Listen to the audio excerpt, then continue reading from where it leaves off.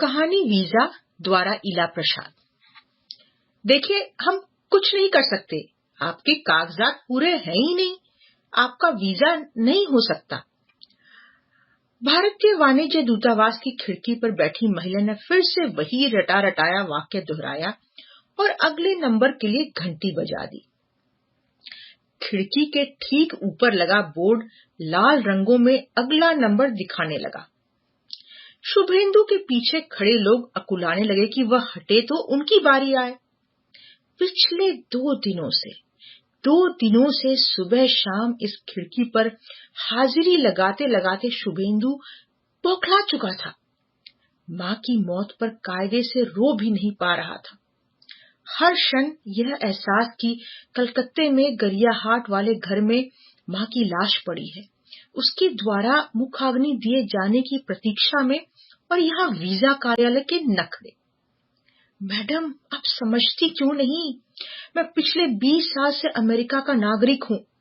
मुझे याद भी नहीं कि मेरा पुराना भारत का पासपोर्ट कहाँ है।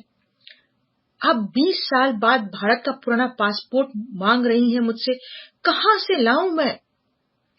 देखिए सर, ये नियम दिल्ली से आते हैं, हमें इनका अनुपालन करना है। हम आपको उसके बिना भारत का वीजा नहीं दे सकते। खिड़की पर बैठी स्त्री की आवाज अब भी शांत थी।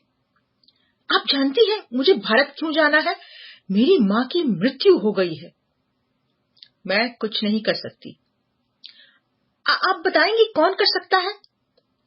आप कौंसल जनरल या असिस्टेंट कौंसल जनरल से मिल लीजिए। बौखलाया हुआ शुभेंदु खिड़की से हट गया। पहला काम तो यह है कि घर पर फोन मिलाया, राखी को सूचना दी, वह खाने आज भी नहीं आएगा। वीजा हुआ नहीं अब तक। अरे उन्हें बताओ, हमारा कल शाम का टिकट बुक है। एक बार एक्सटेंड कर चुके, $600 बर्बाद हो चुके। कोई कुछ सुने तब ना। तब क्या होगा, कैसे जाएंगे? राखी की चिंताकुल आवाज। कौंसल जनरल से मिलके देखता हूँ, रुको ठहरो। हाँ, जल्दी से मिलो। बोलो कि जाना जरूरी है। हाँ, कहीं मैकडॉनल्ड है आसपास, तो जाकर कुछ खा भी लो। देखता हूँ। उसने फोन काट दिया। वह कौंसल जनरल की तलाश में निकला। कार्यालय बड़ा है, अभी अभी नई इमारत में ऑफिस स्थानांतरित हुआ है, इसलिए थोड़ी पूछताछ करनी पड़ी। पता चला कौंसल जनरल तो खाना खाने चले गए। असिस्टेंट जनरल खुराना भी निकलने ही वाले हैं। शुभेंदु भागा। असिस्टेंट जनरल को उसने कॉरिडोर में ही पकड़ा। Sir, please. क्या है? सर, मैं शुभेंदु सरकार, मेरा माँ का डेथ हो गया कोलकाता में। तो मैं क्या करूं? बात काटकर बोले मिस्टर खुराना। शुभेंदु की इच्छा हुई उसका कॉलर पकड़ ले, बदतमीज, लेकिन उसने अपने आप को संयत किया।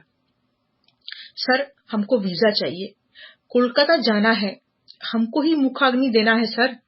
हम 20 साल से अमेरिकन सिटीजन हैं, हमारा पुराना इंडिया का पासपोर्ट मांग रहे हैं ये लोग। वो जमा किए बिना वीजा नहीं मिलता, हवाई यात्रा का टिकट भी दिखाना पड़ेगा।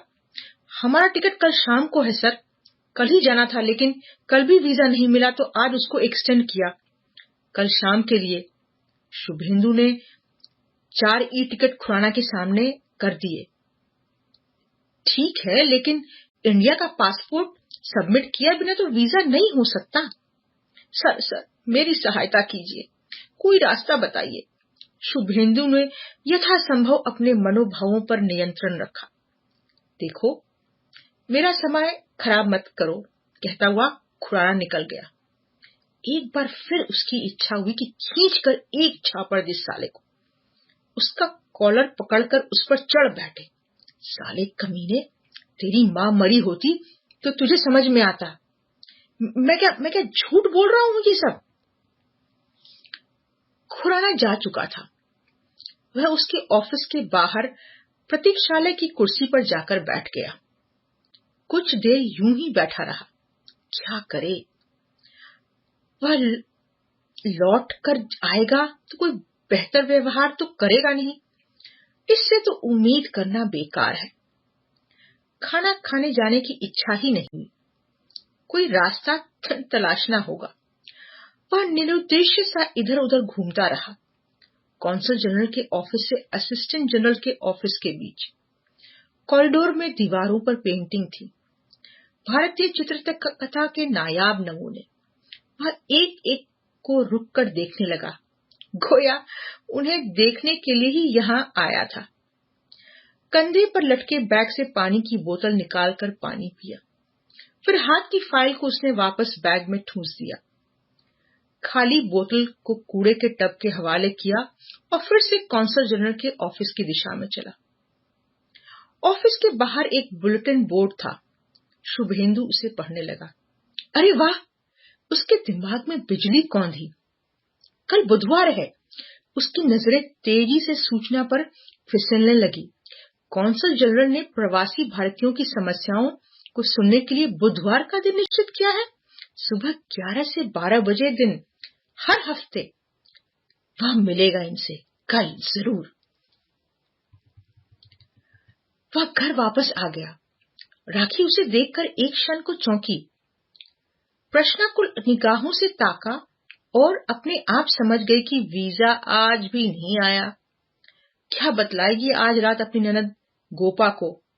कल तीसरा दिन है, कब तक रखेंगे माँ को बेटे से मुखाग्नि के इंतजार में। रखना उचित है क्या? गोपा ने ब्याह किया होता तो जमाई बाबू भी मुखाग्नि दे सकते थे, लेकिन उसको तो अपनी नौकरी करनी है बस। माँ कब तक साथ रहती। गई। कल हो जाएगा वीजा, शुभेंदु ने राखी को तसल्ली दी। अच्छा। फिर शुभेंदु ने पूरे दिन का हाल और कौंसल जनरल से मिलने की योजना बतलाई। तुम पता क्यों नहीं करते कि आखिर क्यों इनको पुराना पासपोर्ट चाहिए? पूछा था, कहते हैं जन्म तिथि का प्रमाण चाहिए। अमेरिका के पासपोर्ट में लिखा तो है। अरे पागल है सब। आज वॉशिंगटन से मीरा का फोन आया था। बोल रही थी कि पूरे अमेरिका में सारे दूतावास ऐसे ही हैं और सब जगह ऐसे ही परेशान करते हैं। पिछले साल उसके ससुर की मौत हुई थी। उनके पास उनका भारत का पुराना पासपोर्ट था, उन्होंने जमा किया, लेकिन वे लोग उनसे अमेरिकन पासपोर्ट के साथ नेचुरलाइजेशन सर्टिफिकेट मांग रहे थे। वो नहीं था, खो गया था। उन्होंने हार कर उसके लिए आवेदन किया, लेकिन उसके मिलने में भी 10 दिन लगते हैं। तो अंत में उस रसीद की कॉपी दिखाए कि आवेदन किया है, तब इमरजेंसी वीजा दिया। तुम भी 10 साल के वीजा के बदले इमरजेंसी वीजा मांग कर तो देखो। और जो फीस भरी है वो इनकी जेब में जाएगी। अरे क्या करोगे, समझ लो पानी में गई। तुम्हारा वीजा ही तो चाहिए ना। मीरा, राखाल और सुमित का भारत का वीजा समाप्त नहीं हुआ है। मीरा लोगों के भी खूब फीस बर्बाद हुई है। टिकट एक्सटेंड हुआ हमारे जैसा ही। इन लोगों ने तमाशा समझ रखा है। दूतावास के बाहर धरना दो तो कहेंगे कि हमारी इमेज मत खराब करो, और काम करने का वक्त आएगा तो कहेंगे मैं क्या करूं, साला खुराना। शुभेंदु का गुस्सा अभी तक गया नहीं था। पिछले एक हफ्ते से वह यूं भी बेहद उद्विग्न चल रहा था। जब से कंपनी में सीनियर मैनेजर के रूप में पदोन्नति हुई थी, काम इतना बढ़ गया था कि घर आने के बाद भी ऑफिस के काम में उलझा रहता। रात 12 बजे से पहले कभी बिस्तर नसीब नहीं होता और सुबह 8 बजते ही घर छोड़ देना पड़ता। गोपा लगातार उसे माँ के बारे में बतलाती रहती थी। माँ की तबीयत उम्र के हिसाब से इतनी भी बुरी नहीं थी कि वह ऐसे किसी आकस्मिक विपत्ति की आशंका पालता। गोपा का फोन रात में आया। भी 11 बजे दिन में माँ चल बसी। तब रात का 1:30 बजे का समय था उसके लिए। सोते से बौखला कर उठ गया, राखी को उठाया। राखाल और सुमित सोते ही रहे। कब आ रहे हो, रोते रोते बहन ने सवाल किया। जाना तो उसे था ही। अपनी माँ का अकेला पुत्र वह माँ को मुखाग्नि नहीं देगा तो कौन देगा। अभी अभी टिकट बुक कर लेता हूँ, कल सुबह वीजा ले लूंगा और फिर फोन करता हूँ। उसने संक्षिप्त उत्तर देकर फोन काट दिया था। नींद उड़ चुकी थी। माँ से जुड़ी सारी स्मृतियां एक एक कर सिर उठा रही थीं। यंत्र चालित आधी नींद में उठकर चलते हुए वह अपने ऑफिस रूम में गया। टेबल पर पड़ा लैपटॉप उठाया और लिविंग रूम में सोफे पर जा बैठा। कंप्यूटर पर यात्रा का समय देखता रहा और तुलना करता रहा कि किस एयरलाइन से सबसे जल्दी पहुंच सकता है, और फिर पूरे परिवार के लिए जब तक टिकट बुक हुआ सुबह के 4 बजने जा रहे थे। राखी को यात्रा की व्यवस्था करने को कहकर वह सुबह सुबह भारतीय दूतावास के वीजा कार्यालय में अपने जरूरी कागजातों के साथ लाइन में जा लगा था। ऑफिस में ईमेल से सूचना भेज दी थी और अपने बॉस का ईमेल उसने लाइन में खड़े खड़े अपने फोन पर पढ़ा था। उसकी छुट्टी की स्वीकृति के साथ संवेदना संदेश भी। उसे अच्छा लगा था कि ये औपचारिकताएं निभाने में अमेरिकन कभी पीछे नहीं रहते। और अपना खुराना, मुझे खेद है, बोलना तो दूर, तुम्हारी माँ मर गई तो मैं क्या करूं? ऐसा ऐसा कोई बोलता है क्या? वह रात गए देर तक बिस्तर में भी जागता रहा। गोपा से बात की, कह दिया कि एक दिन और रुक जाए। मन ही मन योजनाएं बनाता रहा कि एक बार वीजा मिल जाए और भारत से लौटे तो खुराना के विरुद्ध हस्ताक्षर अभियान चलाएगा। धरना देंगे दूतावास के बाहर, जैसे गुजराती समाज ने किया था। तभी तो कौंसल जनरल चोपड़ा ने यह बुधवार वाली मीटिंग शुरू की है, अपनी छवि सुधारने के लिए। साले, उसके मन में भद्दी सी गाली उभरी जिससे उसने थमा लिया। राखी ने यात्रा की सारी तैयारियां कर ली थी। शहर में सारे मित्रों परिचितों को सूचित कर दिया था कि उनके घर पर निगाह रखें। वे तकरीबन महीने भर गायब रहेंगे। आज भी सुबह से ही मित्रों के फोन आने शुरू हो गए। वीजा मिला, आज निकल रहे हो? अच्छा शुभेंदु कॉन्सुलेट गया है, उसे कहो अपने बॉस से एक चिट्ठी ले ले कि वह सचमुच जा रहा है। सचमुच उसकी माँ की मृत्यु हुई है। किसी अखबार में सूचना छपी हो तो कंप्यूटर से प्रिंट आउट ले लो, दिखाने के लिए। हर कोई अपने अनुभव से उन्हें सलाह दे रहा था।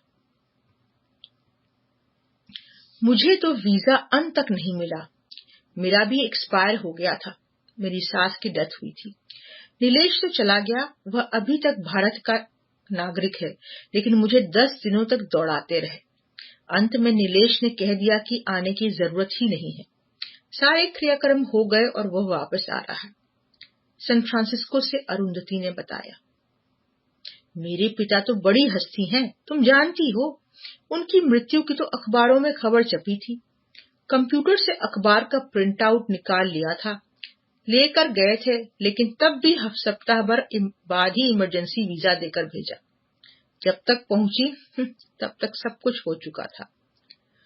लगा जैसे शक्ल दिखाने के लिए गई थी। हमारा भी नेचुरलाइजेशन सर्टिफिकेट खो गया है।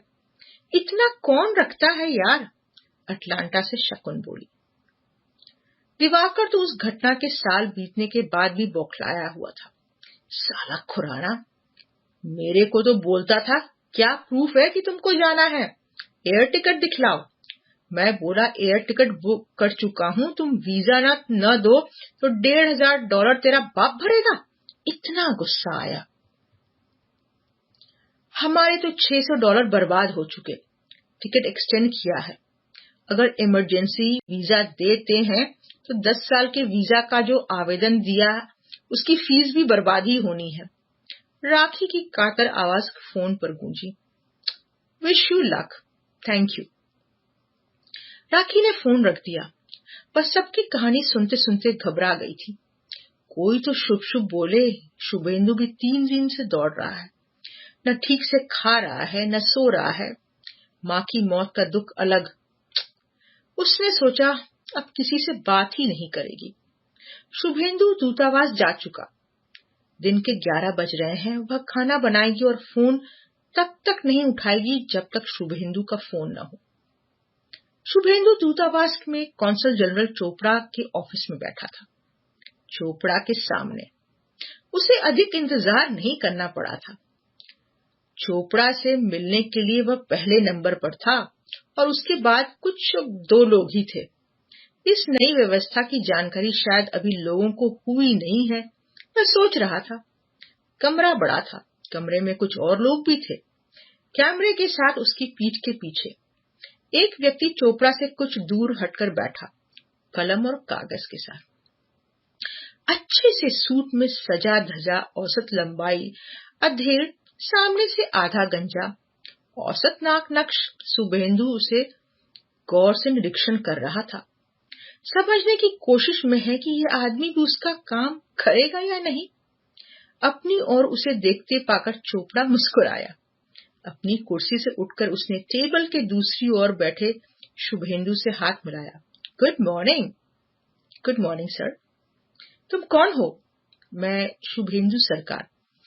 इस बार उसने उसे घूर कर देखा। शुभेंदु की समझ में आया, यह जानना चाहता था कि उसने जो इतनी हिम्मत की है उसके दफ्तर में आकर शिकायत करने की, तो उसकी पीठ पर कौन लोग हैं, इसकी हस्ती क्या है आखिर। लेकिन वह तो शुभेंदु सरकार ही था, जन्म से भारत का और अब अमेरिका का नागरिक। उसकी हस्ती इतनी ही है, झूठ क्यों बोले। क्यों आए हो? इस बार बिल्कुल रूखा स्वर। शुभेंदु ने अपनी समस्या बतलाया। मुझे खेद है कि तुम्हारी माँ का निधन हो गया। मेरी संवेदनाएं तुम्हारे साथ में है। लिखने वाले ने नोट किया।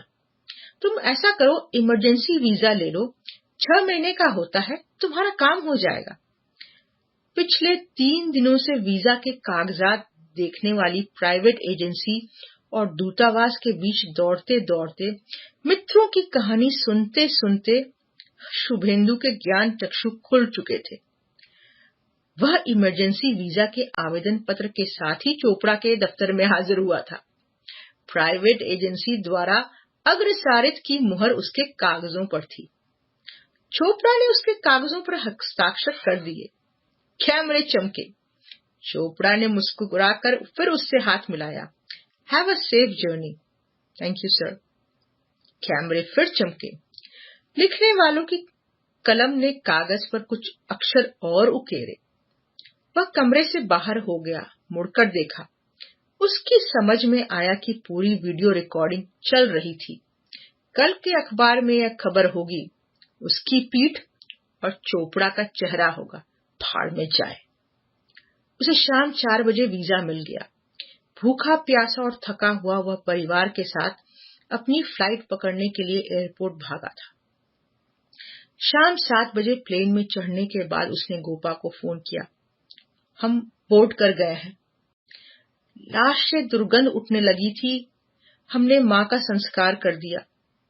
बाकी तो तुम आ ही रहे हो। शुभेंदु अपनी कोने की सीट पर बैठा, आधे चेहरे को रुमाल से ढके, प्लेन की खिड़की की तरफ मुंह के फूट फूट कर रो रहा था।